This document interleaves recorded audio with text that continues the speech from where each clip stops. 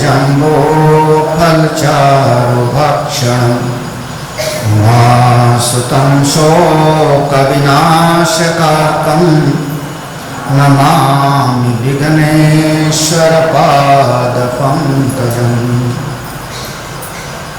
मनोजवं मारुततुल्यवेगं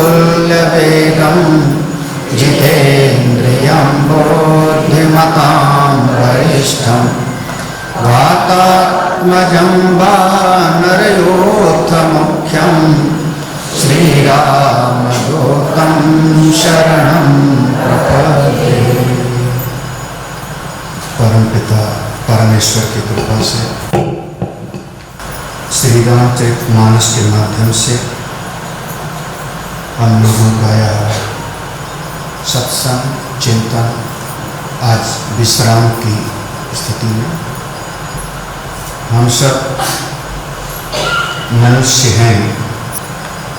मनुष्य के शरीर में पहला निश्चय तो हमको यही करना है कि हमारा परम उद्देश्य क्या है।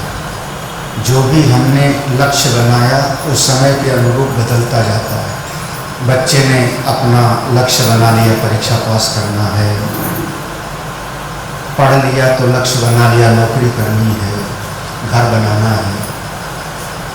ये सब बदलने वाला हमारा टेम्परेरी लक्ष्य होता है।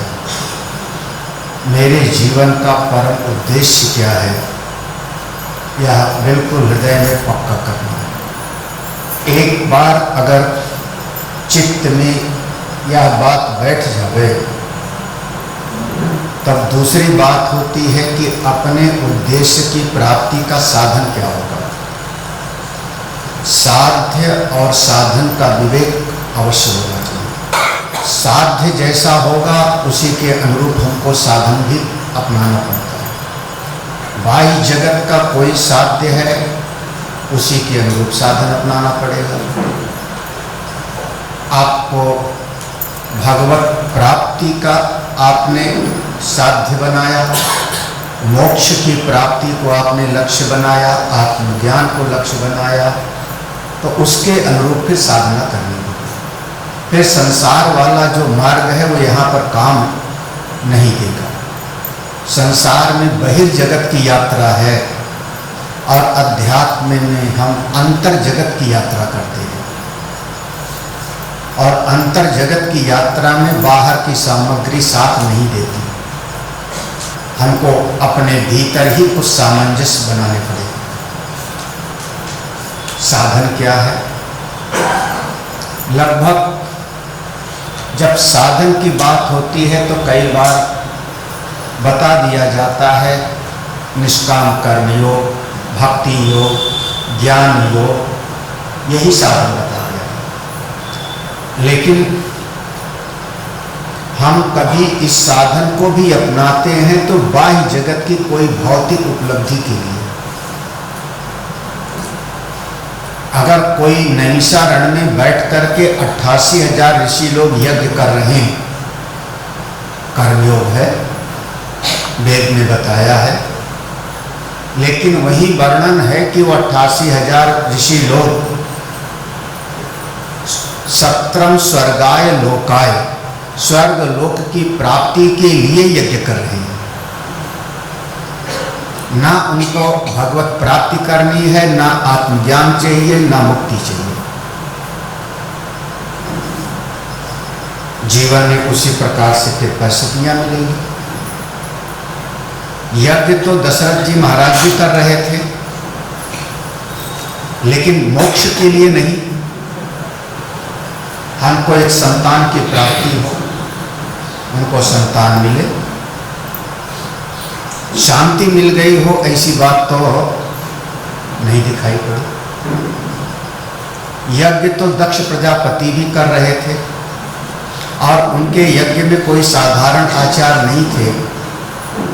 भृगु महाराज थे जिन्होंने कभी नारायण की छाती में चरण प्रहार किया होगा। वो प्रमुख आचार्य थे वहाँ पे। पूषा देवता थे, चंडीश देवता थे, भग देवता थे। लेकिन उनके यज्ञ का विध्वंस किया गया। परिणाम उन्हीं का सिर काटा गया, अग्निकुंड में डाला गया, बकरे का सिर लगा। तो बहुत बार हम कर्म तो करते हैं, कहते हैं कि निष्काम कर्म योग कर रहे हैं, सेवा कर रहे हैं, लेकिन उसका प्रयोजन अगर कोई बाह्य जगत की चीज आपने बना लिया तो उसी के अनुरूप फल भी मिलेगा। हमको धन चाहिए, संतान चाहिए, यश चाहिए, प्रतिष्ठा चाहिए, ये जो चाहिए शब्द है ना, वही गड़बड़ करता है। अब भगवान की शरण में आप चले गए, भक्ति योग, चलो कर्म योग नहीं, आप भक्ति योग के मार्ग पर चले गए। अनेकानेक बार भक्त भी चाहता है कि लोग उसको जाने, मेरी ख्याति हो, मेरा नाम हो, मेरी प्रतिष्ठा हो। भगवान की उपासना करते समय भी वो व्यक्ति धन मांग सकता है, संतान मांग। तो आपने जो भगवान को आपने साधन बनाया ना, भगवान को आपने एक कामना की पूर्ति का साधन बना लिया। कामना की पूर्ति हो सकती है, इसमें हमारा कोई और नहीं होता है, क्योंकि भगवान ने कहा कि यौ यौ याम याम तनु श्रद्धा भक्त श्रद्धयार्चुत विच्छति, जो जो जिस जिस भावना से मेरी उपासना करता है, तस्य तस्य अचलाम श्रद्धाम, उसकी उस भावना को मैं पूरा कर देता हूँ। लेकिन शांति नहीं, सब मिल जाएगा जगत में, सब मिल जाएगा, परिवार, सम्मान, धन, प्रतिष्ठा, आंतरिक शांति नहीं। इसीलिए अपने उद्देश्य का एक दृढ़ निश्चय करो। एक जो पारिवारिक कर्तव्य है वो मेरा एक सेकेंडरी है, मैं करता रहूँगा। माता पिता हैं उनका ख्याल रखूँगा, दादा दादी की सेवा करूँगा, बच्चों का शादी विवाह करूँगा, पढ़ाऊँगा लिखाऊँगा, घर साफ करूँगा, खाना बनाऊँगा, वो सेकेंडरी है, उसको मुख्य मत समझो। अपने चित्त में विचार करो, ये चिंतन करना आपके जीवन का उद्देश्य क्या है। एक बात और बहुत प्रमुखता से इसको भीतर बिठाना है, बाह्य जगत में आप मित्र किसको बनाते हैं, बहुत सोच समझ कर, किसके साथ आपकी दोस्ती है। ऐसे भी संसार में लोग हो सकते हैं, आप सत्संगी हो, भगवान के भक्त हो, आप पूजा उपासना करते हो, लेकिन संभावना है कि कोई आपका ऐसा भी मित्र हो जो भगवान का विरोधी भी हो, नास्तिक हो, उसके साथ हम दोस्ती क्यों बनाते हैं। जैसी संगत होगी वैसे आपके भीतर प्रभाव भी पड़ेगा। जहां आप बैठोगे, जिनके बीच रहोगे, उसका आपके ऊपर संस्कार पड़े बगैर नहीं रहता। जो मेरी भक्ति का विरोधी हो, जो मेरे भगवान का विरोधी हो, जो संतों का विरोधी हो, जो शास्त्र का विरोधी है, उसके साथ मेरा कोई नाता नहीं। अगर हिम्मत है आगे बढ़ने की तो ये कर सकते हो तो करें, और नहीं कर पाओगे तो एक सामान्य जैसे धार्मिक व्यक्ति जीवन जीता है वैसे धार्मिक जीवन जीते हुए जीवन समाप्त हो। धार्मिक जीवन का एक अलग लक्षण है, आध्यात्मिक जीवन का एक अलग स्वरूप है। समय आएगा कोई न कोई रिचुअल्स आप पूरा कर लोगे। धार्मिक जीवन, धार्मिक जीवन जीते हुए आप सामान्य जीवन जी सकते हो, इसमें कोई वो बड़ी बात नहीं है, लेकिन अध्यात्म के साधक हो तो कुछ अलग करना पड़ेगा। आप किसके साथ उठते बैठते हो। कर्ण जैसा दानी, कर्ण जैसा वीर, न भूतो न भविष्यति, लेकिन रहता है दुष्टों के साथ में। साथ किसके है, शकुनि के, दुशासन के, दुर्योधन। यही ना स्थिति क्या हो गई। अभी भी कोई कर्ण का बहुत सम्मान से नाम नहीं लिया जाता। भले दानी रहा होगा, वीर रहा होगा, लेकिन साथ गलत है, साथ गलत है। आपने कहीं देखा पितामह भीष्म का मंदिर, द्रोणाचार्य का मंदिर, कृपाचार्य का मंदिर, अश्वत्थामा का, ये सब वीर हैं, अपने समय के अद्वितीय महापुरुष हैं। पितामह भीष्म के चरणों के पास भगवान खड़े हैं मृत्यु के समय पर, लेकिन साथ किसका दे रहे हैं? दुष्टों। जानते हुए भी ना, कभी कभी हम भी जानते हुए भी, जो मेरे भगवान का विरोधी है, जो मेरे भगवान को गाली देता है, उसके साथ आप बैठ के चाय पीते हो। अगर हिम्मत है तो जो सत्संग का विरोधी है, भगवान का विरोधी है, साधना भजन का विरोधी है, उससे नाता तोड़ सको तो समझना कि आप भगवान की तरफ चल गए। मीरा को जब सताया जाने लगा था राजमहल में, तो मीरा ने एक पत्र लिख करके तुलसीदास जी को भेजा था। मैं क्या करूं, आज के 500 साल पहले, आज भी आप राजस्थान में जाओ तो वहां की 50 साल की माताएं भी इतना घूंघट काटती हैं। 40-50 साल की माताएं भी घूंघट काढ़ी होंगी, यहाँ तक का जो है उनका काड़े ओढ़े पहने होंगी। घर से निकलना 500 साल पहले कैसा रहा होगा कल्चर, और राजघराने की बहू थी, गांव की नहीं, राजघराने की। हाँ। उनके पति ने मीरा के लिए मंदिर बनवाया था। तुमको भजन करना अच्छा लगता है, महल के अंदर करो, बाहर नहीं। उनके पति नहीं रहे, विक्रमादित्य उनका देवर था। जब वो राजा बना तो उसने जब सताना शुरू किया, तब पत्र लिख कर भेजा तुलसीदास जी को, क्या करूं। और तुलसीदास जी ने एक पद लिख करके उनको ब्राह्मण के साथ भेज दिया। जाके प्रियन राम वैदेही, तजिए ताहि कोटि बैरी सम, यद्यपि परम स्नेही, तजो पिता प्रहलाद विभीषण बंधु भरत महतारी। जिसको भगवान राम सीता प्रिय नहीं है, परमात्मा प्रिय नहीं है, उसको त्याग दो। करोड़ों दुश्मन के जैसे त्याग दो। कोटि बैरी सम, भले हमारे परिवार का क्यों ना हो। प्रहलाद ने पिता का त्याग किया, विभीषण ने भाई का त्याग, भरत ने जीवन पर्यंत अपनी मां को फिर कभी मां नहीं कहा। राजा बनने के बाद एक बार भगवान ने भरत जी से कहा, भरत मेरा एक कहना मानोगे? मेरे प्रिय भ्राता हो, मेरा कहना एक बात मैं कहूं तुम मानोगे? भरत जी ने कहा, प्रभु आप जो कहिए सो मैं मानने के लिए तैयार हूं, बस महारानी को मां कहने के लिए मत कहना। जीवन पर्यंत भरत जी ने फिर कैकेयी को कभी मां नहीं बोला, और उस पत्र से हिम्मत पड़ी है और मीरा घर छोड़ करके निकली है। जब घर छोड़ के निकली है तो उसके बाद जहर भेजा गया, तमाम तरह का मारने का प्रयास किया गया, बहुत सारी घटनाएं। लेकिन आज हम मीरा का सम्मान से, आदर से नाम ले लें। जिसको एक आप अगर हिम्मत है, निभा सकते हो, करके देखो, करके देखो। आप अच्छे हो, बढ़िया हो, सत्संगी हो। मेरे घर में अंडा नहीं आवेगा, चाहे भले हमारी पुत्र वधू को अच्छा लगे तो जाओ दुकान पे खाओ, घर के अंदर नहीं।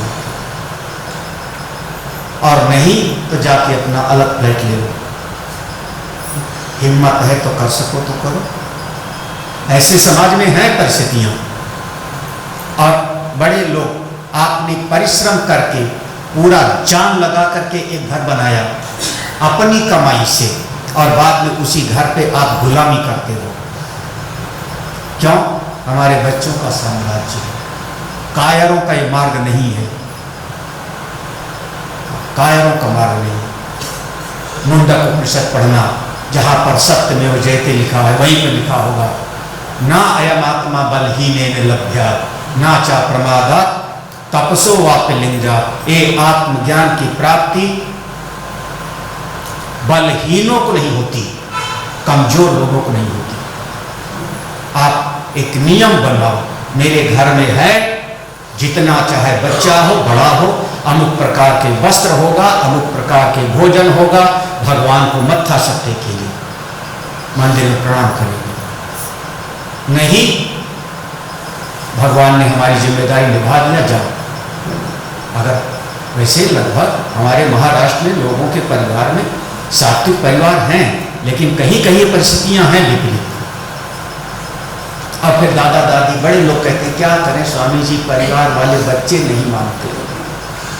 कैसे नहीं मानते?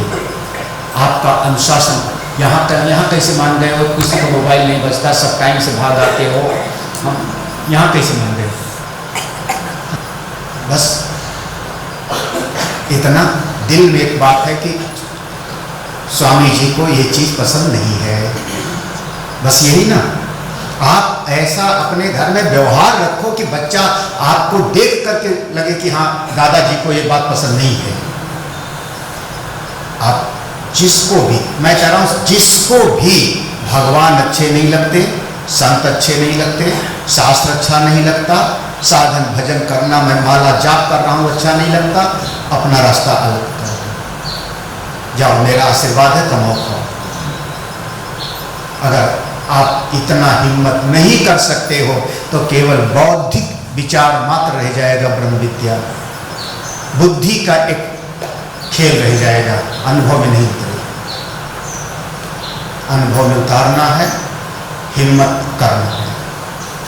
आप अपने मित्र समाज रिश्तेदारी में इसको कोशिश करो,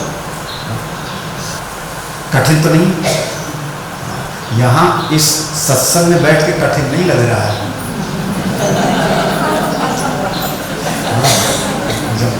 जब घर जाओगे तो उस तरह की परिस्थितियां आएंगी, तब समझ में आ जाता है। हमारा घर में दामाद आ गया, मेरे घर में दामाद आ गया, बेटी का पति, और सिगरेट निकाला, क्या करोगे आप? जूता पहन करके कई बार हमारे समाज में आजकल लोग घर में घूमते हैं, रसोई में चले जाते हैं। कम से कम दक्षिण भारत में, कर्नाटक में इत्यादि देखो, दुकान में भी वो कहता है जूता बाहर उतार के आओ, लेकिन हमारे बंबई वाले, पूना वाले बच्चा जूता पहने हुए घर के अंदर घुसता चला जाता है। ऐसा कई घरों में देखा जाता है। हाँ, आप अपने नियम के अनुसार पक्के रहो, कठोर हो। जीवन में कई बार कठोरता हमको लानी पड़ती, हमेशा झुकते रहने से, हमेशा, ये हमारे हिंदू समाज का यही हो गया, सहिष्णुता पता नहीं किसने सिखा दिया। हम प्रेम के सामने सहिष्णु हैं, लेकिन आपकी अपनी समझ, आपके अपने विचार, आपको मुबारक। हमारा कोई विरोध नहीं है आपके विचार से, लेकिन हमारा तुम्हारे साथ कोई नाता भी, अगर हमारे भगवान के विरोधी नास्तिक हो, सत्संग के विरोधी, शास्त्र के विरोधी, मेरा कोई संबंध है। आप समझिए, आप अपने जीवन का उद्देश्य, आपकी मित्र मंडली जिनके साथ उठते बैठते हो, बात करते हो, वो कैसे? ये बहुत मूल चीजें हैं। अब अपने जीवन में, आपके अपने जीवन में प्राप्ति प्रधान है या त्याग प्रधान है? आप जीवन में प्राप्ति पर दृष्टि रखते हो अथवा त्याग पर दृष्टि रखते हो? खूब विचार करना, चिंतन करना। हम तो संत के पास भी गए और संत ने कहा कि 5 माला जाप करना, तो आदमी कहता है क्या फायदा होगा? किस पर नजर गई? नजर यही गई ना, प्राप्ति पर। इस सब गंभीरता से विचार करना। उन्होंने कहा अमुक एकादशी का व्रत करना, क्या फायदा, क्या लाभ होगा? हमारी लाभ की बात ही नहीं है, किसी महापुरुष ने हमको आज्ञा दिया, मुझको करना है, कुछ उन्होंने सोच के कहा होगा, हमको करना है। डॉक्टर ने कह दिया ना कि ये कैप्सूल खाना, आप खा रहे हो, इतना समय भी नहीं देता और डॉक्टर आपको कि आप उससे क्रॉस क्वेश्चन करो, क्या फायदा होगा, साइड इफेक्ट कितना है, फलाना कितना, उसने प्रिस्क्रिप्शन में लिख दिया, आप खा रहे हो। हर बात पे प्राप्ति की बात नहीं है, जीवन में हम कितना त्याग करते हैं, त्याग की प्रतिष्ठा है। हमारे भारतवर्ष में, हम भारतवर्ष के लोग त्याग को पूजते हैं, इसीलिए जैन दर्शन में तो त्याग ही प्रधान हो गया। संग्रह की हमने पूजा नहीं किया। सम्राट होगा वो भी एक भिखारी के सामने जाकर के प्रणाम करता है। राजा जानश्रुति एक गाड़ी हाँकने वाले रैक के पास जाकर के प्रणाम करते हैं। जनक महाराज अष्टावक्र के चरण में बैठते हैं। हमारे आपके घनश्याम दास बिड़ला, एक बिड़ला फैमिली संतों के साथ जुड़े रहते थे, अभी भी वो परंपरा का निर्वाह कर रहे हैं। पूज्य पाद स्वामी अखंडानंद सरस्वती, हमारे पूज्य गुरुदेव और रामकिंकर उपाध्याय, कई संत लोगों को अपने यहाँ पर बुलाते थे। न जाने कितने मंदिर बनवाया उन्होंने, जहाँ देखोगे बिड़ला मंदिर, साथ में सत्संग होगा। तो सैकड़ों वर्ष का उनका इतिहास है, चल रहा है। हमारे जीवन में कितना त्याग करते हैं, और जितना ये जीवन में जितना आप त्याग करते जाओगे, आपको खबर भी नहीं है, बैक डोर से नारायण उससे ज्यादा पूर्ति करते जाओ। कहते हैं ना, कुएं का पानी जितना निकाल लोगे, कुआं अपने आप उसको भर लेता है और शुद्ध पानी हो जाएगा। और चारों तरफ से आकर के इकट्ठा होता रहे, निकले ना तो तालाब होगा, गड्ढा होगा, नाला होगा। आप थोड़ा जीवन में त्याग करना सीखो। अगर मन अशांत है, कभी मन अशांत है और आपको जानने की इच्छा है कि मन की शांति कैसे हो, तो गीता जी के 12वें अध्याय का 12वां श्लोक तुरंत पढ़ना। 12वें अध्याय का पढ़ने से शांति नहीं आएगी, याद रखना। हाँ, मैं नहीं कह रहा कि बस पढ़ लोगे तो शांति हो जाएगी, पढ़ने से शांति नहीं आएगी। उसमें जो कहा है उसको जीवन में ले आओगे तब। अच्छा, नहीं जाना ना, कौन से श्लोक? श्रेयो हि ज्ञानम अभ्यासात्,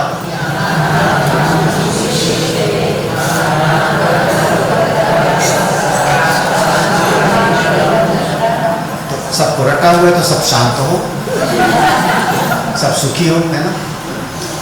त्यागात् शांति ही, त्यागात्, जिस क्षण आप त्याग करते हो उसी क्षण शांति।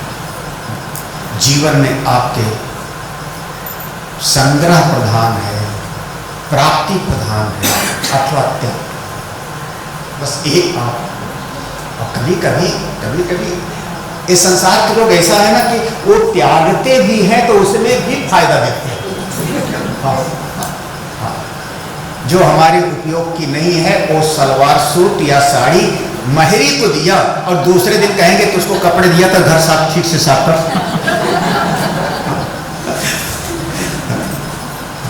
तो अब आपने अगर आपके उपयोग की चीज नहीं वो भी दिया, तो उसमें भी आपने क्या देखा कि वो ठीक से है। जिसके जीवन में त्याग है, रामायण का प्रसंग देखिए।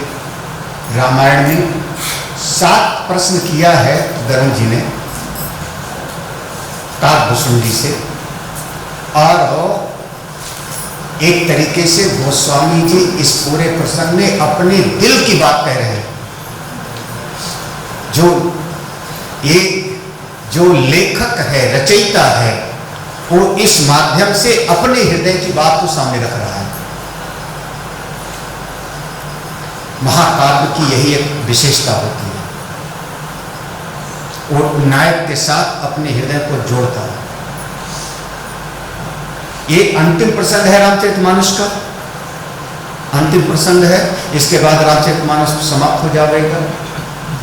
तो इसलिए हमने बताया था दोहा नंबर 120 के बाद में है। तो ये जो उत्तर हैं वो उत्तर आपको कहीं और लिखा पढ़ा हो या ना हो, गोस्वामी तुलसीदास जी की अपनी अनुभूति काकभुसुंडी के माध्यम से उत्तर दिला रहे हैं। जो पहला प्रश्न था कि सबसे दुर्लभ कौन सा शरीर है, वो तो पहले ही बता दिया, मनुष्य का शरीर। वो तो कल भी चर्चा यही हो गई, आगे भी होगी। गोस्वामी तुलसीदास जी की एक दिन मैंने थोड़ी जीवनी भी बताई थी। बचपन में माता पिता का प्यार नहीं मिला, किसी दूसरे ने पाला। 4-5 साल के थे तो पालने वाले का भी जो है वियोग हो गया।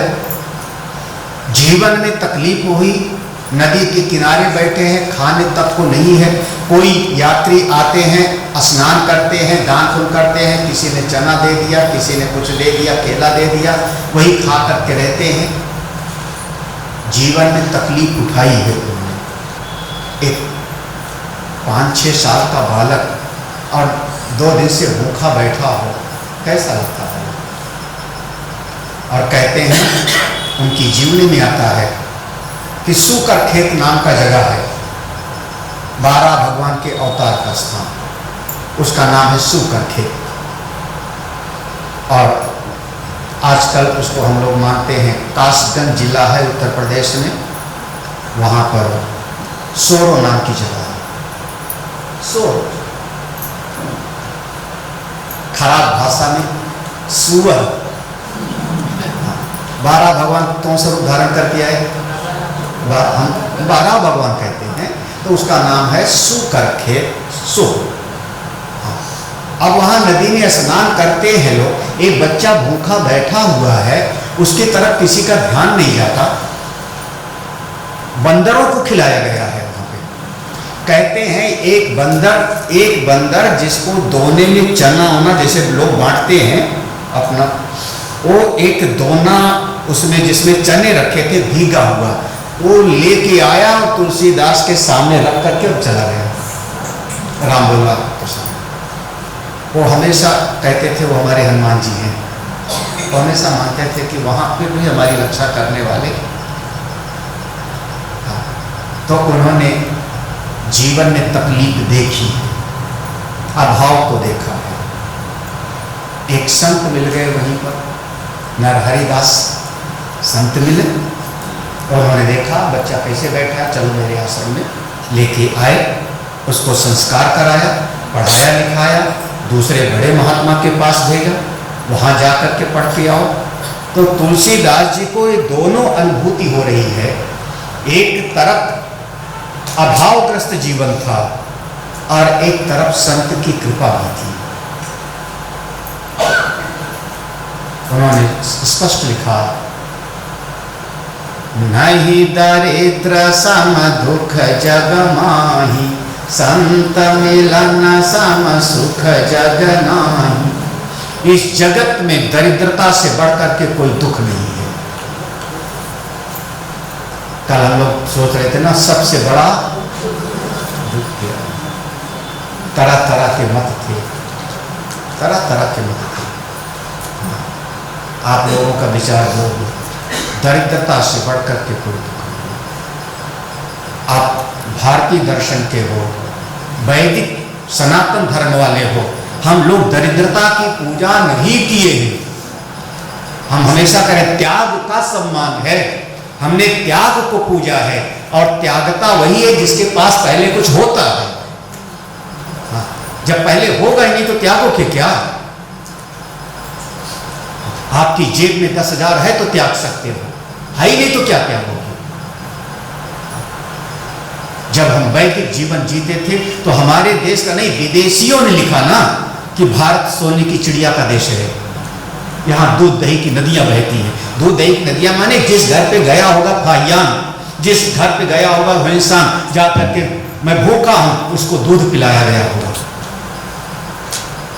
नदियां बहती है मतलब नाला नहीं बहता था, मतलब लोग दिया करते थे। हम गरीब नहीं थे, हम दरिद्र नहीं थे। कितना लूटा गया हमारे भारतवर्ष को, एक दो बार नहीं, हमारे भारतवर्ष से आक्रमण करने के लिए कोई नहीं गया राजा बाहर। भारत भूमि से सेना लेकर के, जबकि राजा पोरस के पास में 1 लाख की सैनिक थे, कहीं नहीं गए लूटने, दूसरे लोग हमारे यहां लूटने आए। चलो हम अपने घोड़ों पर सोना चांदी लाद के लाएंगे, लूट के लाएंगे। कहां से आए? कोई मंगोल से आया, कोई कहां, उज्बेकिस्तान में मुझको कहा, उज्बेकिस्तान में मुझको बताया, जब मैं वहाँ पर जिनके घर रुका था, उनका स्वामी जी यहाँ तैमूर लंग मत बोलना। यहाँ इतिहास में पढ़े हो ना, लंगड़ा था, तो हम लोग यहाँ पर उसको तैमूर लंग बोलते हैं, वहाँ पर नहीं, वहाँ उनका हीरो है, उन लोगों का हीरो है। हाँ, जैसे हम लोग अपने यहाँ पर जो वीर पुरुष हैं उनको मानते हैं, तो वहाँ पर ऐसे कई जगहों पर, अब वहाँ इजिप्ट में एक एरिया है अलेक्जेंड्रिया, जो गया होगा, सिकंदर का स्थान, वहाँ पर कोई ना पढ़ाता है और ना इसको पसंद करता है कि सिकंदर यहाँ से वापस जाते समय रेगिस्तान में लू लगने से मर गया। वो कहते हैं सिकंदर की कब्र अभी तक नहीं मिली, उसका पता नहीं। अलेक्जेंडर द ग्रेट अलेक्जेंडर को वो कहते हैं। तो वो लोग ये नहीं कहते कि वो हिंदुस्तान से वापस आते समय वो उनका हीरो। लूटने के लिए लोग हमारे देश में हैं, कितना लूटा। एक आचार्य चतुर्सेन नाम के एक लेखक हुए, उन्होंने कई किताबें लिखी। हम लोगों के यहाँ पर एक ये भिंड मुरैना की तरफ विद्यालय है, उस विद्यालय में आज के पहले 100 साल पहले विद्यालय में इतिहास कुछ पढ़ा रहे थे, जिसमें मुगलों की महिमा पढ़ा रहा था। एक बालक खड़ा हुआ, उसने कहा गलत पढ़ा रहे हैं सर, ऐसा नहीं है। उसने कहा इतिहास यही है। उनका गलत इतिहास है, मैं इतिहास लिखूंगा। और बाद में उसने बहुत सारे ग्रंथ लिखे। उसका नाम था वृंदावन लाल वर्मा। कभी आप ऐतिहासिक उपन्यास पढ़ना हो तो वृंदा जी बैठी, वृंदावन लाल वर्मा, कभी आप पढ़िए। हम हमारे यहाँ पर जिस समय पर सोमनाथ का मंदिर तोड़ा है, आप इतिहास उठा के देखिए। कहते हैं सोमनाथ का मंदिर तोड़ा है तो 1400 जानवरों पर सामान लाद के ले गए। उसमें ऊंट थे, घोड़े थे, खच्चर थे। तो क्या लाद के ले गए? लोहा लेके ले गए होंगे क्या यहाँ से? हम लोग, हमारी भारतीय सभ्यता, जब हमारे वेद में ऐसे हजारों बार वेद में लिखा, उपनिषद में लिखा है, जो ऐसा अनुष्ठान करेगा, जो ऐसी भावना करेगा, साधना करेगा, वो पुत्र पौत्र धन संपत्ति वाला होगा। तो हम दरिद्रता का सम्मान नहीं करते, त्याग का सम्मान। ठीक है ना? दोनों में फर्क करना। हाँ, दरिद्रता सबसे बड़ा दुख है, सबसे बड़ा दुख है। महाराज, किसी के पास में बच्चे को खिलाने का पैसा ना हो, उस माँ का हृदय समझो कैसा होगा फिर उस समय पर। बहुत सारे अकाल में, बहुत सारे देशों में ऐसी घटनाएं हैं। दरिद्रता सबसे। एक गोस्वामी जी की अपनी अनुभूति है, जबरदस्ती नहीं है कि आप मान ही लो, मर्जी हो मानो चाहे ना मानो। लेकिन गोस्वामी जी का अपना अनुभव है कि दरिद्रता सबसे बड़ा, ठीक है कि नहीं? नहीं है, ना मानो कोई बात नहीं, लिखा यही है। हाँ? चौपाई देख लिया ना? हाँ? नहीं दरिद्र सम दुख जग में। अच्छा, दरिद्रता सबसे बड़ा दुख अगर गोस्वामी जी ने कहा तो दरिद्रता का विलोम उल्टा संपन्नता, यही तो होता है ना। दरिद्रता का उल्टा संपन्नता है, तो जो संपन्न होगा वो सुखी होगा। गोस्वामी का नाम सबसे बड़ा सुख क्या है? संत मिलन सम सुख। क्योंकि मैं अपना अनुभव कर रहा हूं, हमको एक संत मिले, हरिदास मिले, संत मिले, और आज वही जो अनाथ राम बोला, आज गोस्वामी तुलसीदास के नाम से संतों के मिलने से और ज्यादा कोई बड़ा सुख क्या लगता है आप लोगों को? ये बात सही है कि गलत? सही है। जिसको ना मानना हो ना मानो, हम क्या करें? अगर गोस्वामी जी का अनुभव है तो मेरी भी अनुभूति है। शास्त्र का अनुभव, संत का अनुभव दोनों जुड़ जाता।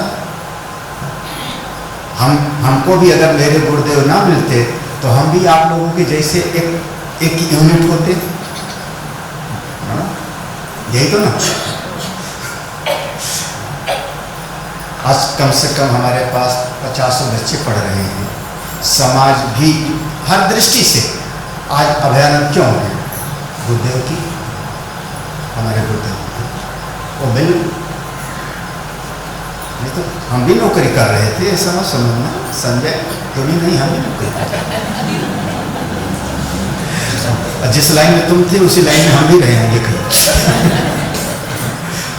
हमारी तुम्हारी लाइन जो है ज्यादा अलग नहीं थी।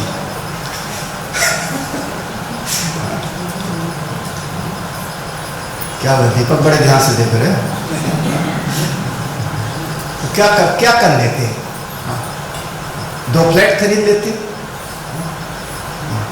2 बच्चों का शादी विवाह कर देते, और ईमानदारी से कमाते तो 50 लाख बैंक में होता, और बेईमानी का कोई भरोसा नहीं। उसमें भी हमेशा भय लगा रहता है ना। तो यही तो होता। संत मिलन सम सुख जगह, संतों की करुणा मिलती है, संतों का सानिध्य मिल जाता है, इससे बढ़कर के और कोई सुख देख लेना, शायद यही लिखा है। अच्छा, अब एक प्रश्न और था, संत और असंत के लक्षण क्या हैं? इसको थोड़ा बहुत लंबा बताया है।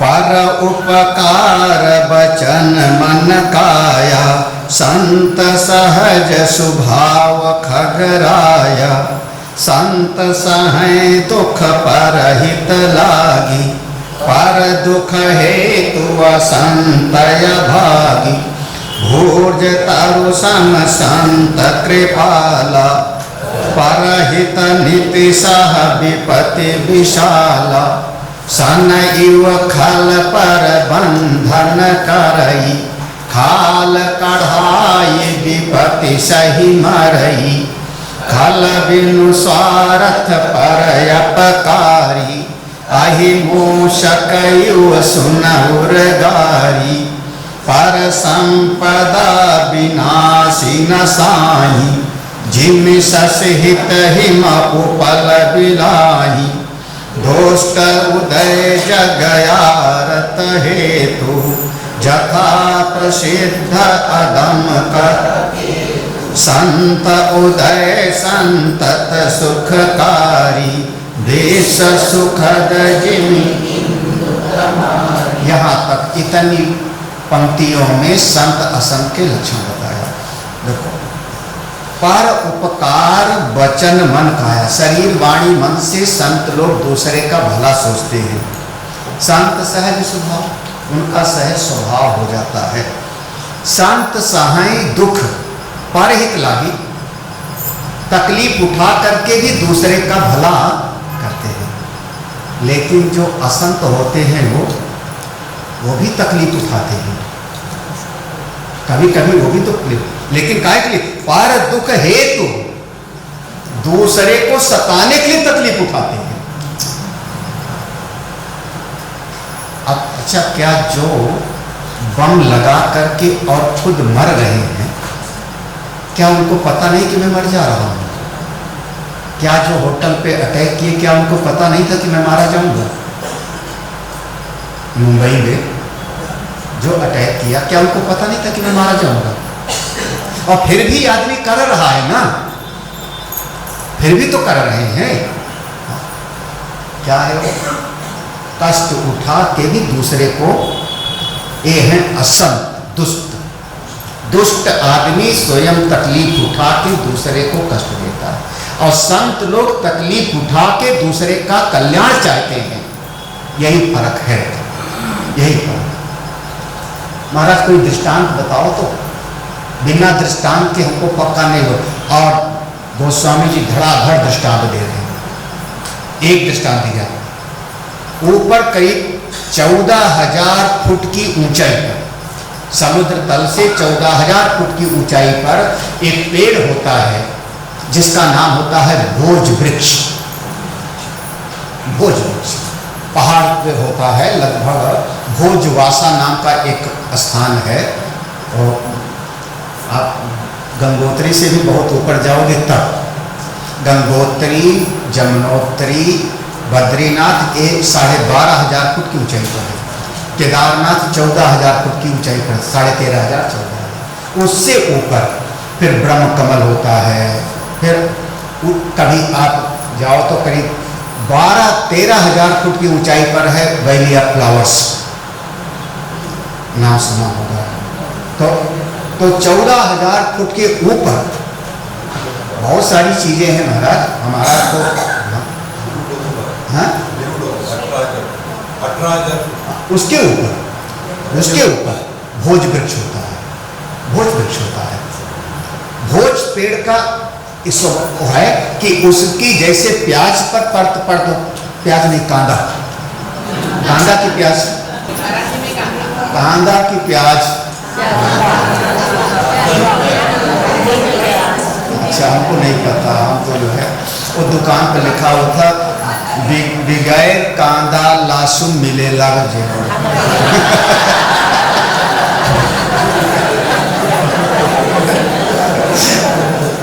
ऐसे लिखा था, बेगुन कांदा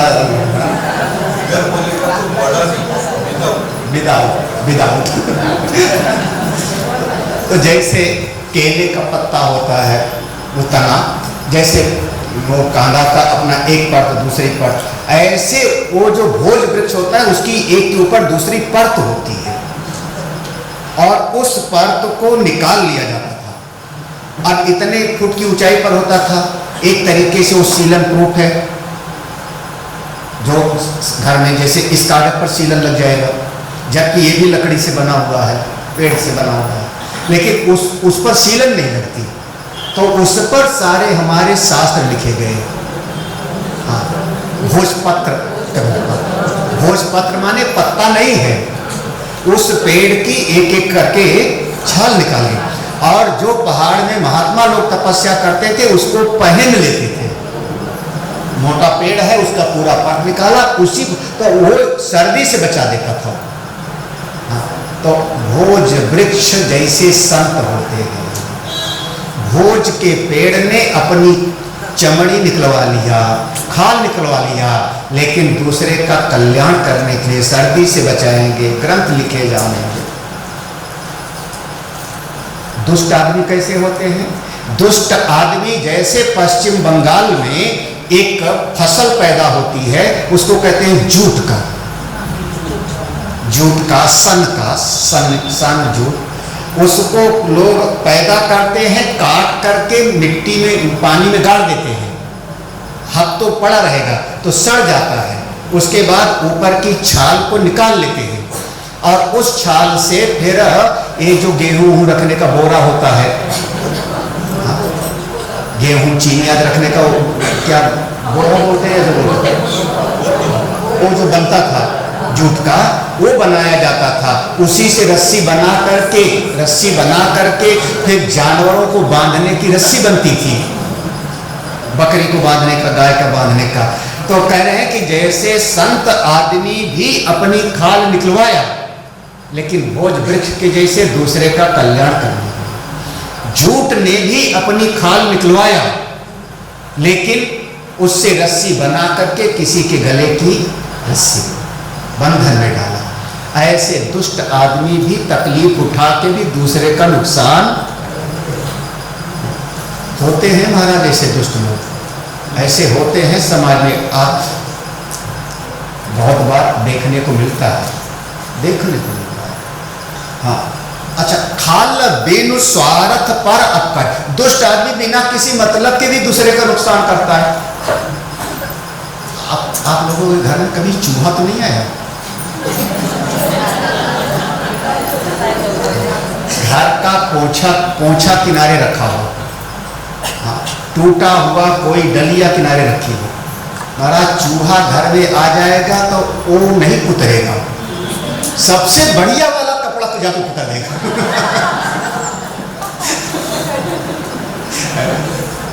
देखो, आही मूषक ईव, हाँ, उसका कोई मतलब नहीं है। अब उसको जो है वो पढ़ाते हैं कि उसका दांत बढ़ता जाता है, अगर वो कुतरेगा नहीं तो दांत इतना बड़ा हो जाएगा कि कुछ खा रहा। एक पढ़ाते हैं, अरे तो भैया तो उसको कुतरना ही है, अपने दांत को छोटा करना है घिस करके, तो सड़ी हुई चीज इसको कुतरना है, मतलब इसको नहीं कुतरेगा, वो अलमारी के अंदर घुसेगा। हाँ, तो कोई आपका बहुत जरूरी कागज है, फाइल वाला, हाँ, है ना, कोई ये दुष्ट लोग ऐसे होते हैं। एक दृष्टांत और दिया, पर संपदा विनाश नसाही। दुष्ट कैसे होते हैं? जैसे कई बार किसान ने परिश्रम करके खेत में फसल उगाया, 4 महीने 2 महीने मेहनत किया, फसल तैयार हो गई। अचानक एक दिन बादल आए और बड़े बड़े ओले गिर गए। ओला होता है बर्फ के टुकड़े, गारा, हाँ, वो गिरा और पूरी किसान की फसल। अच्छा, किसान की फसल नष्ट हो गई तो भैया तू जो गारा है, छोटे छोटे बड़े बड़े, तो बोले वो भी गल गया, फिर वो भी तो गल जाएगा ना, वो भी तो पानी है। हाँ, तो जैसे वो गिरा और किसान का पूरा फसल नष्ट करके स्वयं भी नष्ट हो गया, ऐसे दुष्ट लोग होते हैं, दूसरे को सता करके स्वयं भी नष्ट करते हैं। पर संपदा विनाश नसाई जिम शशि हित हति। हाँ, जिम शशि, जैसे शशि माने खेती, हति माने नाश करके, हिम माने बर्फ का टुकड़ा, ऊपर वो सब का सब नष्ट हो जाता है। दुष्ट उदय जग आरती हेतु, हे भगवान, जैसे किसी समय ग्रहण लगे, यानी राहु प्रबल हो रहा है, जब कभी कोई दुष्ट आगे बढ़ता है तो सारे समाज को डराता है। अपने इसी विश्व में खुली आंख से देखो, एक कोई था ना, क्या था, IS, वो विदेश में, सीरिया में गर्दन काटने का काम, क्या है, दुष्ट आदमी, IS, तरह तरह की संस्थाएं हैं लोगों की, न जाने कैसे लोग हैं। एक दुष्ट आदमी आ जाता है, पूरा समाज जो है वो, अगर एक दुष्ट व्यक्ति आगे बढ़ता है, समाज दुखी हो जाता है। दुष्ट उदय जग आरत हेतु, जथा प्रसिद्ध अधम ग्रह केतु, राहु केतु। संत उदय, संत, अगर संत कोई आ जाते हैं, समाज आनंदित हो जाता है। अभी जैसे अब एक महात्मा बेचारे अपनी पूरी जान लगाए हुए हैं हिंदुओं को एक करने के लिए, जात पात छोड़ो, सारे हिंदू एक हो जाओ, अन्यथा आप लोगों का जीवन तो है, आपके पोतों का जीवन मुश्किल हो जाएगा। थोड़ा अपनी 2 पीढ़ी आगे की सोचो ना, तो या तो वो धर्म बदलेंगे और या कटेंगे, क्योंकि भाग के जाएंगे कहां, कौन सी कंट्री लेगी आपको। तो इसलिए जो हमारे सनातनी हो एक हो जाए। इस समय 5 किलोमीटर लंबी यात्रा निकाला उसने, पता है अभी, दिल्ली से वृंदावन की। हाँ, महात्मा लोग लगे हुए हैं ना, सभी महात्मा अपना अपना प्रयास कर रहे हैं, कोई किसी तरीके से, कोई किसी तरीके से। तो संत लोग आते हैं, समाज सुखी हो जाता है। यहां पर संत असंत के लक्षण पूरा हो। संत अपनी तकलीफ उठा के भी जगत का भला सोचते हैं, और दुष्ट आदमी तकलीफ उठा के भी दूसरे का नुकसान करते हैं।